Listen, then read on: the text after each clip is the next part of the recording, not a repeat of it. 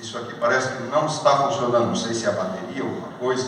De Abraão, e aí ele vai dizer o seguinte, Gálatas 3, versículos 15 e 17. Irmãos, eu falo como homem. O que ele quer dizer aqui? Eu vou dar uma ilustração extraída das relações humanas. É isso que ele quer dizer. Vou ilustrar a partir das relações humanas. Ainda que uma aliança seja meramente humana, quando dois seres humanos, duas pessoas estabelecem um pacto, um acordo, uma vez ratificada essa aliança, pronto, ela não mais pode ser revogada. Isso era a realidade dos dias de Paulo. Ainda que uma aliança seja meramente humana, uma vez ratificada, ninguém a revoga ou lhe acrescenta coisa alguma. A aliança, o pacto, o contrato foi ratificado. E aí Paulo vai dizer, e digo isso, uma aliança já anteriormente confirmada por Deus. Qual foi a aliança anteriormente confirmada por Deus? O slide anterior. A aliança de Deus com quem? Abraão. Ele está no contexto de Abraão. Uma aliança já anteriormente confirmada por Deus, aliança com Abraão. A lei, diz ele, que veio quanto tempo depois de Abraão? 430 anos depois de Abraão. A lei não pode mudar aquela aliança que Deus estabeleceu com Abraão, de forma que venha desfazer a promessa. E qual foi a aliança que Deus fez com Abraão? Justificação pela fé. Em ti serão benditas todas as nações da terra, os que crerem, como você, Abraão, creu. A lei, diz Paulo, veio 430 anos depois. O que é que veio 430 anos depois de Abraão? O Sinai. A outorga da lei no Sinai. Foi exatamente 430 anos depois de Abraão. Certo? Paulo está dizendo, a lei veio 430 anos depois, não pode anular a aliança que Deus fez com Abraão. Não pode. Mesmo uma aliança humana, uma vez ratificada, ela não pode mais ser anulada ou revogada ou mudada. Muito mais uma aliança divina. Ficou claro por enquanto?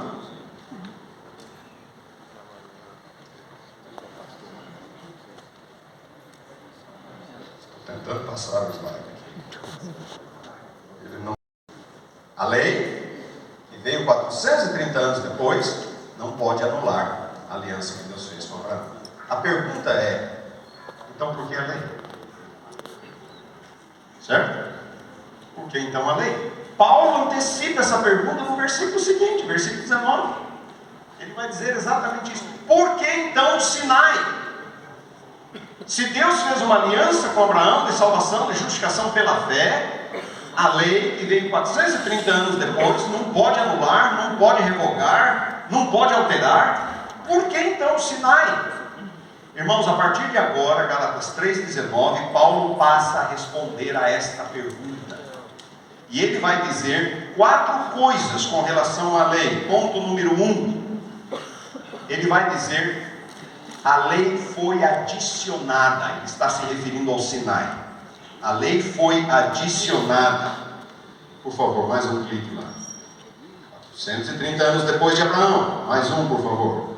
A lei não existia antes do Sinai? Sim ou não? Sim. Claro que a lei existia. E cá para nós, os adventistas são peritos em mostrar que a lei existia antes do Sinai, certo? E nos nossos debates aí com os evangélicos, eles falam, a lei de Moisés. A lei já existia antes de Moisés. Temos muitas passagens bíblicas, e os salmos vão dizer que a lei de Deus é eterna. Por que a lei de Deus é eterna? Porque Deus é eterno, e a lei de Deus é o quê? É um reflexo do caráter de Deus. A lei reflete os princípios morais de Deus. Então a lei é eterna. E se a lei não existisse antes do Sinai, também não teria havido pecado. Porque onde não há lei, não há transgressão. Muito simples. Continua, por favor. A lei de Deus, diz a senhora White, existia antes da criação do homem. Do contrário, Adão não poderia ter pecado. Mensagens Escolhidas, volume 1, página 230. Isso é bíblico. A senhora White apenas reforça essa ideia. Próximo. Eu vou precisar de ajuda, porque isso aqui não está funcionando mais. Próximo, por favor. O conhecimento da lei de Deus e do plano da salvação foi comunicado a Adão e Eva pelo próprio Cristo. Entesouraram cuidadosamente as importantes lições, transmitindo-a verbalmente aos seus filhos e aos filhos dos filhos. Assim se preservou o conhecimento da lei de Deus. Os homens naqueles dias viviam quase 1000 anos, e os anjos visitavam-nos com instruções provindas diretamente de Deus. Bom, não há dúvida, nós sabemos, podemos demonstrar isso pela Bíblia, tanto quanto pelo Espírito de profecia. Nos seus debates com os irmãos evangélicos, usem a Bíblia, tá? Usem a Bíblia, não se esqueçam disso, tá? Usem a Bíblia. A lei já existia. A segunda coisa que Paulo fala é por causa das transgressões. Muito bem, deixa eu só responder uma pergunta aqui. Por que Paulo então fala que a lei foi adicionada, se a lei já existia antes do Sinai? Por que ele fala que a lei foi adicionada? A lei foi outorgada do Sinai de uma forma que ela não existia antes. Que forma é essa? Escrita. A lei não existia de forma escrita, ela foi dada de forma escrita pela primeira vez no Sinai. Também ela foi adicionada, ela foi dada de uma forma específica, ela foi colocada numa linguagem muito simples para o povo poder entender. Eu tenho 2 filhas, são adultas já, uma é casada. Mas imagine minhas filhas com 2, 3 anos de idade e eu quero ensinar algumas coisas para ela. Eu chamo minha filha na sala, coloco lá no sofá, eu me sento na frente e falo: filha, 2, 3 anos de idade, hoje nós vamos falar sobre ética. Tá? O assunto da nossa conversa hoje é ética, comportamento. Eu quero que você entenda quais são os princípios fundamentais do comportamento humano, do comportamento cristão. Pergunto para vocês: vai funcionar? Não vai funcionar. Não vai funcionar. Como é que eu ensino sobre comportamento, sobre certo e errado para os meus filhos? Logo no primeiro momento, quando eles começam a querer fazer coisa errada, eu levanto o dedo, eu engrosso a voz e digo: não faz isso. Não é assim, irmãos? É assim. Mais tarde, os filhos começam a aprender por imitação. Primeiro eles aprendem por temor. Nós temos que ser firmes. Depois eles aprendem por imitação. Meu pai faz, eu vou fazer. Minha mãe faz, eu vou fazer. Num terceiro momento, eles aprendem por compreensão. Eu não vou fazer porque isso não é bom para mim. Mas num primeiro momento, é por temor. Essa é a idade, uma idade tenra. O que aconteceu no Sinai, irmãos? Não faça isso, não faça aquilo, não faça aquilo outro. Vocês estão vendo? Deus estava lidando com o povo de Israel como se eles fossem crianças. Eu vou explicar isso logo mais. Muito bem. A segunda coisa que Paulo fala é por causa das transgressões. E aqui está o ponto. Paulo diz: a lei suscita ira, mas onde não há lei também não há transgressão. Sobreveio a lei para que avultasse a ofensa. O pecado só é realmente compreendido como tal quando ele é visto sob o prisma da lei. O pecado só é compreendido como pecado quando visto sob o prisma da lei. Sobreveio a lei para que avultasse a ofensa. Acaso o bom se me tornou em morte, diz Paulo? De modo nenhum, pelo contrário. O pecado, para revelar-se como pecado, por meio de uma coisa boa, a lei, causou-me a morte, a fim de que pelo mandamento o pecado se mostrasse sobremaneira maligno. O mandamento aviva o sentimento de culpa. O mandamento faz o pecado crescer. Uma ilustração muito prosaica, muito simplória. Você tem que ir a tal lugar e você resolve atravessar o gramado. Você vai pelo gramado. Você está indo pelo gramado. Você sabe que a calçada é por ali.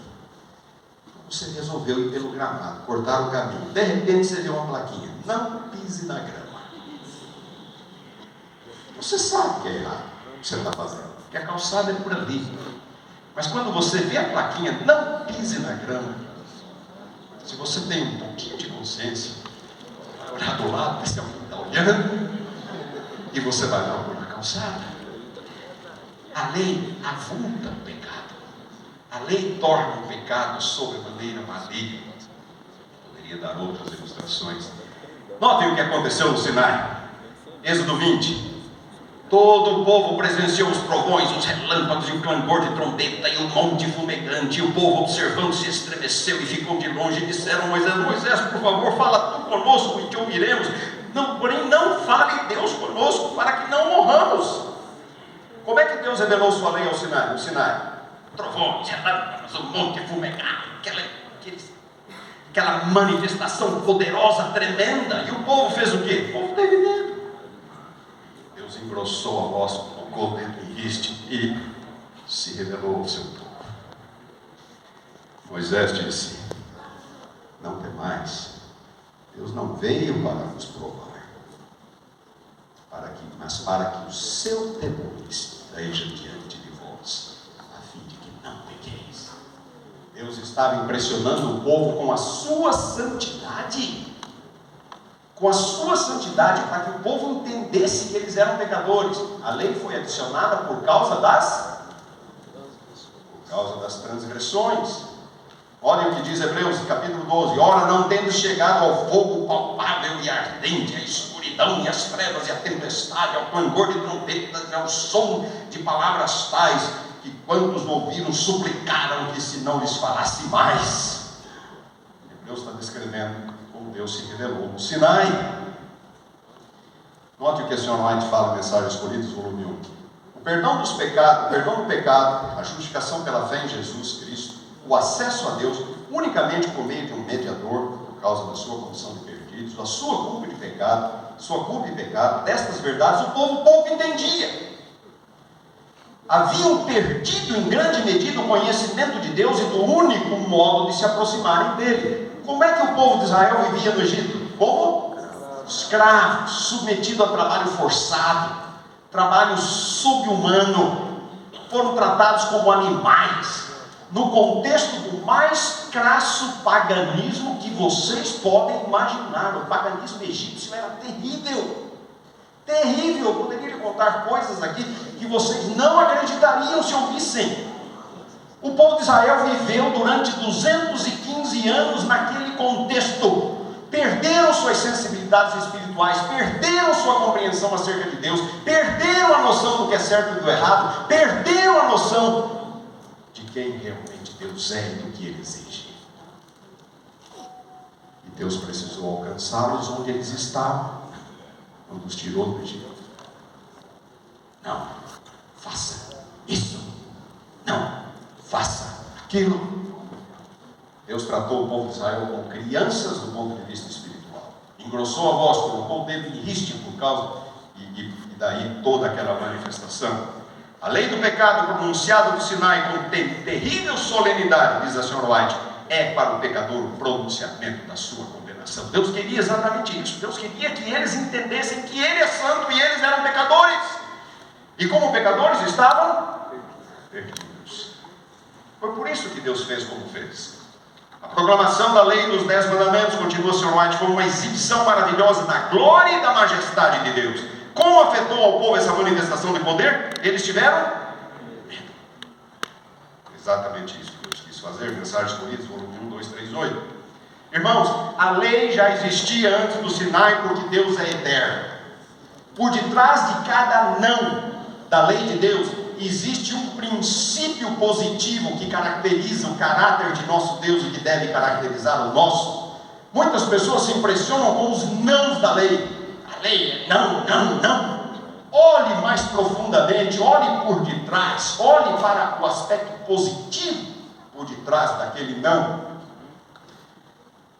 Existem 10 princípios positivos por detrás dos mandamentos da lei. Qual é o primeiro mandamento? Por detrás daquele primeiro mandamento existe o princípio da lealdade. Segundo mandamento, o princípio da adoração. Terceiro mandamento, o princípio da reverência. Quarto mandamento, o princípio da santidade. Segunda tábua. Quinto mandamento, respeito pela autoridade. O sexto, o amor. O sétimo, a pureza. O oitavo, a honestidade. Nono, a veracidade. Décimo, o contentamento. São princípios positivos. Não se limite ao não. Olhe para além dos nãos. Olhe para aqueles aspectos do caráter de Deus que são comunicáveis, que Ele deseja que nós também tenhamos em nosso caráter. É isso que Deus quer mostrar, é isso que Deus quis mostrar ao povo de Israel no Monte Sinai. A lei de Deus existia antes da criação do homem, diz a John White. Do contrário, Adão não poderia ter pecado. Depois da transgressão, não foram mudados os princípios da lei, mas foram definitivamente dispostos, expressos, de modo a adaptar-se ao homem em seu estado decaído. Deus está alcançando o homem em seu estado decaído, naquele estado de miséria, de depravação em que o povo de Israel saiu do Egito. Olhem a história do Êxodo. Que povo! Que povo idólatra, teimoso, desobediente. Deus estava alcançando aquele povo. Paulo diz uma terceira coisa. A lei foi adicionada, tudo isso em Gálatas 3,19. A lei foi adicionada por causa das transgressões. Terceira coisa, até que viesse o descendente. Quem é o descendente? É Cristo. É porventura a lei contrária às promessas de Deus? Diz Paulo. De modo nenhum. Porque se fosse promulgada uma lei que pudesse dar vida, justiça, na verdade, seria procedente da lei. Mas a Escritura encerrou tudo sobre o pecado, para que, mediante a fé em Cristo, fosse a promessa concedida aos que creem. Com a revelação poderosa da sua lei, o povo se sentiu o quê? O povo se sentiu perdido. Estamos perdidos. Somos maus, somos pecadores. Estamos perdidos. Muito bem, era isso que Deus queria mesmo. Para que eles então pudessem entender a única saída, que eles tinham, o único método de salvação, a única válvula de escape. E esta era por Cristo. Esta era por Cristo Jesus. A Escritura encerrou tudo sobre o pecado. A Escritura aqui é a lei. Ela aprisionou o ser humano ao seu pecado, para que eu entendesse que eu preciso de um Salvador. Nota que Paulo diz em Romanos 3: todos pecaram e carecem da glória de Deus, sendo justificados gratuitamente mediante a redenção que é em Cristo Jesus, a quem Deus propôs no seu sangue como propiciação mediante a fé, para manifestar a sua justiça. A justiça de Deus, a justiça que salva, é a justiça revelada em Cristo. Porque todos são pecadores, carecem da glória de Deus. Eu gosto daquele versículo ali. Talvez eu devesse pular por causa do tempo, mas eu gosto tanto desse versículo. Judas 1:9. Ele fala algumas coisas muito curiosas. Moisés morreu e foi sepultado. A gente lê isso em Gênesis, em Deuteronômio. E aqui em Judas, nós lemos de um debate entre Cristo, o arcanjo Miguel, e Satanás sobre o corpo de Moisés. Cristo veio para ressuscitar o seu servo, Moisés. Satanás tocou o peito e falou: nada disso, você não tem o direito de ressuscitar. Este aqui é o meu território, este aqui é o meu servo. Ele pecou, e isto é o que ele merece. Não foi o Senhor mesmo que disse: no dia em que pecar, certamente morrerás? O salário do pecado é a morte. O Senhor não tem direito de ressuscitá-lo. Pergunta: Satanás estava certo ou errado? Estava certo. Satanás estava certo. Deus falou: o salário do pecado é a morte. No dia em que pecares, certamente morrerás. A alma que pecar, essa morrerá. A morte era o que Moisés merecia. Satanás estava certo, do ponto de vista frio. Jesus falou assim: meu Pai vai cuidar disso. Você dá licença, eu vou ressuscitar o meu servo. Meu Pai vai cuidar disso. Teu servo, Deus enviou seu filho a morrer pelos pecados de Moisés, de Abraão, de Davi, os seus e os meus. Deus cuida do seu povo, e Deus faz o que precisa no tempo dele, na hora certa. Antes que viesse a fé em Cristo, antes que Cristo viesse, estávamos sob a tutela da lei, nela encerrados para esta fé, que de futuro futuro haveria de revelar-se. Se Cristo não vem, como é que nós estamos? Sob a lei. Perdidos. E quem é que determina a nossa perdição, a nossa condenação? É a lei. Estamos perdidos. É isso que Paulo está dizendo. Antes que viesse a fé, nós estávamos dessa forma. Irmãos, Deus fez um pacto de fé com Abraão, por meio dele abençoar todas as nações da terra. A lei veio 430 anos depois, não veio para mudar isso, mas a lei foi dada por causa das transgressões do povo de Israel. E com a vinda da lei, o que Paulo está dizendo é que o ser humano ficou aprisionado ao seu pecado. A cela é o pecado, o prisioneiro é o ser humano. E quem é que mantém o prisioneiro aprisionado ao seu pecado? Quem? É a lei. A lei é que mantém o prisioneiro. É como se fosse um guarda que mantém o prisioneiro. A lei não salva, a lei não mostra salvação. A lei apenas condena. A lei nos aprisiona ao nosso pecado. A lei, ao revelar o pecado, antes que viesse a fé, estávamos sob a tutela da lei, nela encerrados. Sob a lei. O que significa essa expressão? Sob a lei. Nós encontramos diversas vezes em Paulo. Em primeiro lugar, significa um período de tempo, porque a lei foi dada no Sinai até que Cristo viesse, certo? Antes que viesse a fé, estávamos sob a lei, sob a tutela da lei, nela encerrados, para essa fé que no futuro haveria de revelar-se. Sob a lei é um período de tempo. Naquele período não há Salvador. Vocês entendem isso? Não havia Salvador, havia a promessa de um Salvador. Os sacrifícios eram uma promessa de um Salvador. Era a ilustração do que deveria ocorrer, de como nós podemos ser salvos. Mas nós estamos sob a lei, no período de tempo. Vindo, porém, a plenitude do tempo, Deus enviou seu Filho, nascido de mulher, nascido sob a lei. Jesus nasceu naquele período. Esse texto jamais fala que Jesus nasceu com natureza pecaminosa. Paulo é absolutamente claro que Jesus não nasceu com natureza pecaminosa. Não posso falar sobre isso, não vou ter tempo. Romanos capítulo 8, versículo 3.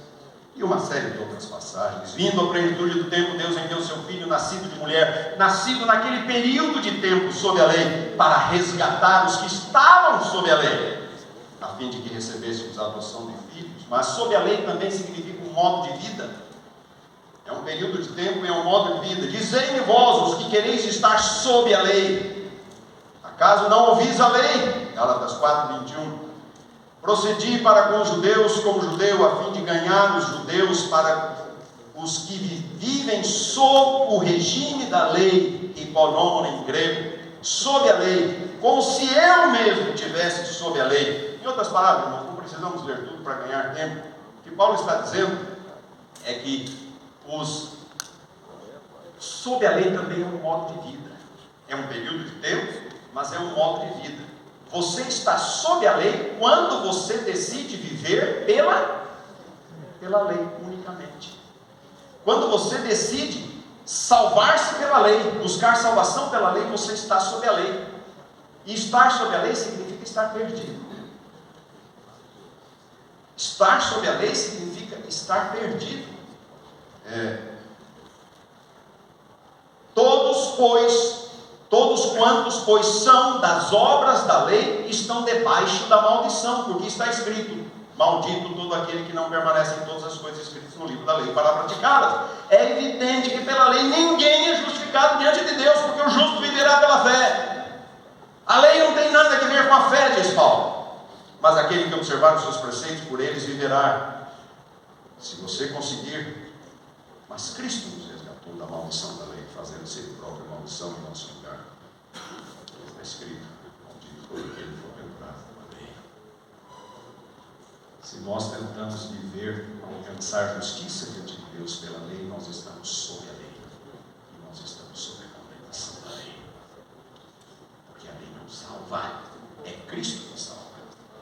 Como então interpretar Gálatas 5,18 e Romanos 6,14? Se sois guiados pelo Espírito, não estáis sob a lei. evangélicos gostam de citar esse texto para nós. Se sois guiados pelo Espírito, não estáis sob a lei. O que você falaria para o evangelho de si? Sabe o que eu digo? Amém, glória, aleluia. Eu não estou mais sob a condenação da lei. Eu estou em Cristo, estou salvo em Cristo. Não estou sob a condenação da lei. Isso aqui não significa que quem está salvo em Cristo não vai obedecer à lei. Não, Paulo diz que se sois guiados pelo Espírito, não estáis sob a maldição da lei, a condenação da lei. Se o pecado não terá domínio sobre vós, pois não estáis debaixo da lei, sob a lei, e sim da graça. Glória, aleluia, eu estou sob a graça. Isso não significa que o crente não vai obedecer à lei. Não é isso, irmãos. O que Paulo está falando é que nós não estamos mais sob a condenação da lei. É isso que Paulo está dizendo. Havemos de pecar, porque não estamos mais sob a lei, e sim sob a graça? De modo nenhum, diz Paulo.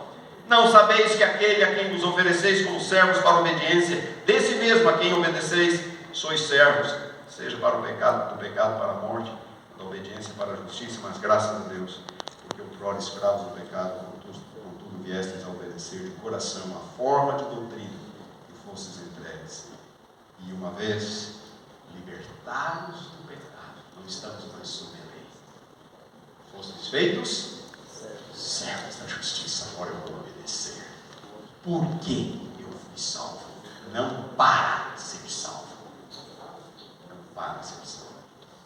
Cristo nos liberta da condenação da lei. Muito bem, consegui em meia hora essa segunda parte. Nos vemos à tarde. Deus abençoe.